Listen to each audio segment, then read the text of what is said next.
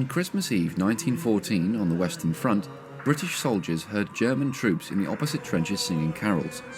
They soon joined in with the singing, and both sides shouted Merry Christmas to each other between the trenches. At the first light of dawn on Christmas Day, British and German soldiers met across no man's land. At first, it was feared by Allied soldiers that it was a trick, but this was diffused when it was clear that the German soldiers were unarmed.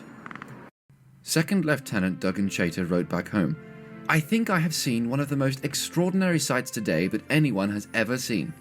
About 10 o'clock this morning I was peeping over the parapet when I saw a German waving his arms, and presently 2 of them got out of their trenches and some came toward ours.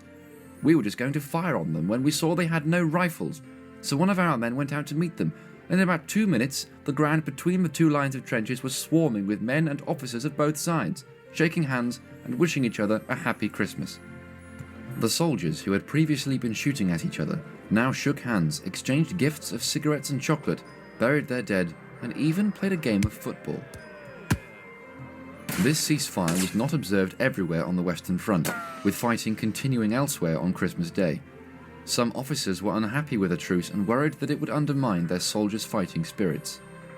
The truce came just 5 months after the outbreak of war in Europe, and was one of the last times that the outdated notion of chivalry between enemies would be observed.